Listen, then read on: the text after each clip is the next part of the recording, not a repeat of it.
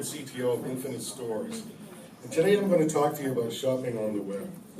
So let's jump right in and do some internet shopping. Here we go.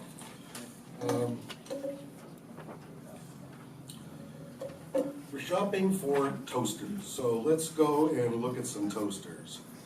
I get lists of toasters, I get grids of toasters, I get a little blurb, I get the ratings for a toaster, but all of this looks kind of the same. I mean, it's all cool and all, but I don't think I would call any of this shopping. In fact, what this really is a buying service. And worse yet, all of these places look exactly the same. So I don't think there's any real shopping happening on the web. Economies advance in stages. They are driven by commoditization, and they're enabled by technology. Soon many of us will have VR-capable phones powered by Daydream. Some of us may find that we have VR headsets appearing in our homes. Add to this, WebGL is suddenly usable in all the web browsers, everywhere. With these advances, anyone can begin to contemplate building immersive experiences with zero friction to entry for anyone curious, no plugins and no downloads. All right, so guys and girls and families love to shop. Who doesn't enjoy an escape from their daily grind? Think of an FAO Schwartz or a Disney store, a Bass Pro Shop. These places are for exploring and provide fun and entertainment. And as experiences, these places have the capacity to invoke memories and to actually affect your feelings. So let's see how Infinite Stores makes it possible for us to build web-based shopping experiences. So this is a developing MVP for a framework and service. Where we are right now is on the unoccupied outskirts of the primary shopping world. The framework provides a spatial content management system that offers a framework that manages spaces that hold places. And the web applications, client applications, client applications take advantage of these services to build and allow you a way to navigate through these spaces and to update them as well. So here we have moved into a comic book store. This is Superhero Comics, and you can see as I approach items, where the mouse isn't working for me, and as I approach them, I get details on what I'm looking at and more. Speed is way high here. Okay. Bookstores provide a kind of fun way to shop and explore, and here you can see we even have sort of dimensional 3D objects also. And again, you can click on items and approach and learn more about these items. Let's see. Not everything is flat. There are videos and stereo dimensional audio and interactive elements as well. So the environments can be whimsical, amusing, musical, and engaging. In addition to shoppers, Infinite Stores is made for small-scale independent sellers who will recreate and maintain these stores. Let's see, let's go over here. So, I'm trying to find some places give me grief. All right, so we're going to go up to your store.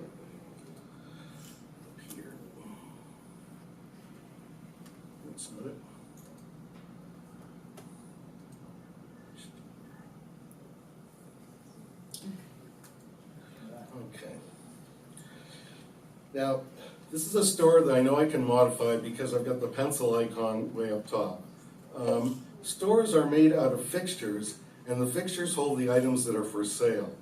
So let's switch to the store editor and see how easy it is to build a place. What you can do is you can move to a location, and we can then pull up a showroom of fixtures that we want to add. So in this case, I'm going to find some shelving that I like. Let's see what we got here.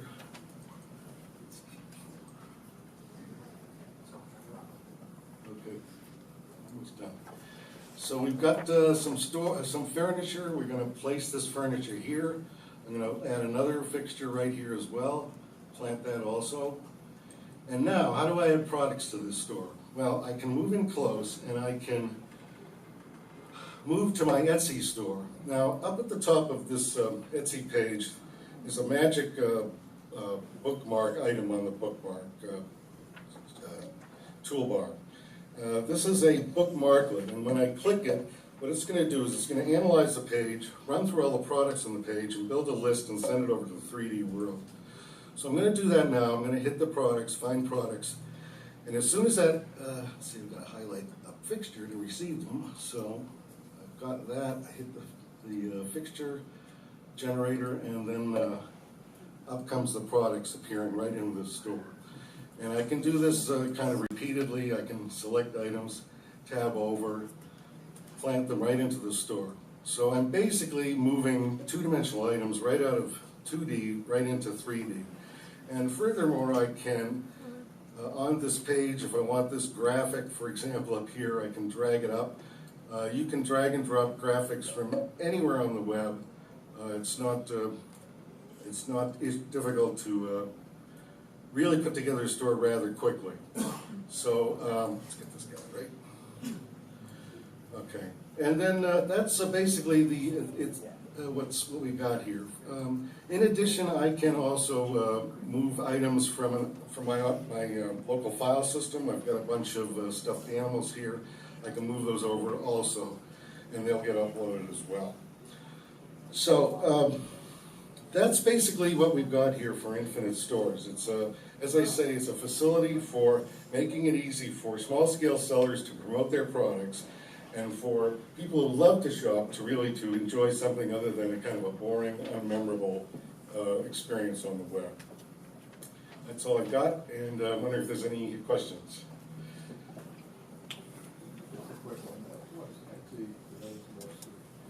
Etsy is one of many new style of kind of shopping experience for or online shopping store for small-scale sellers who don't sell through Amazon.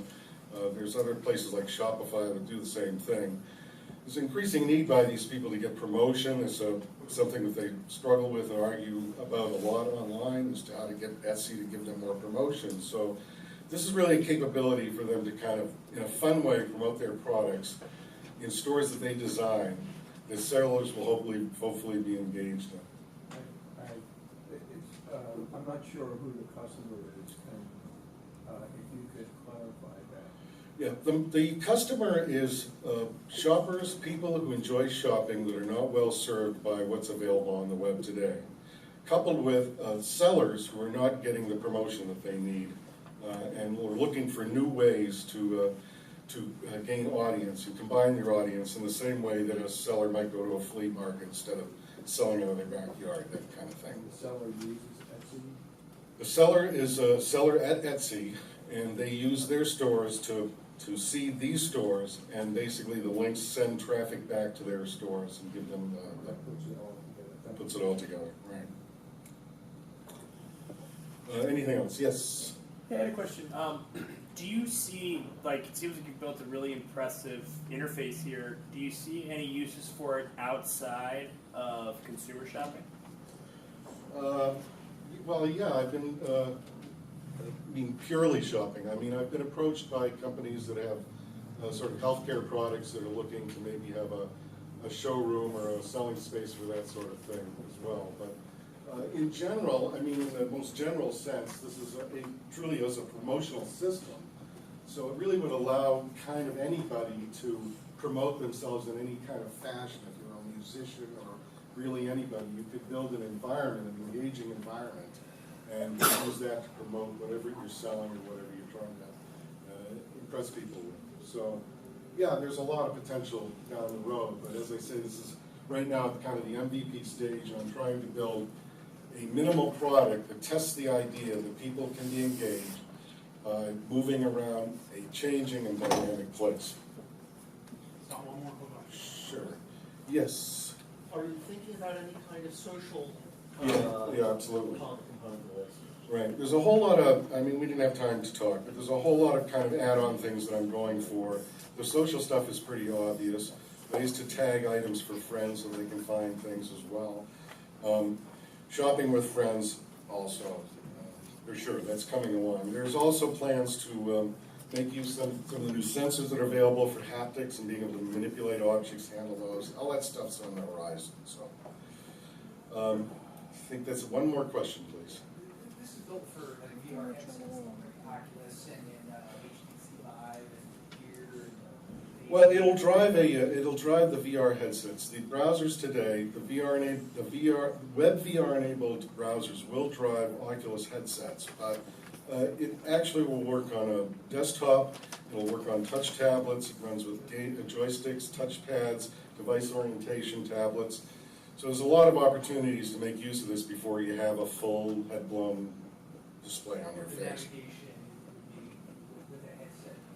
Yeah, the navigation is by gaze. You look where you're going, and you generally indicate with a button or something. It's meant to be really, really simple. So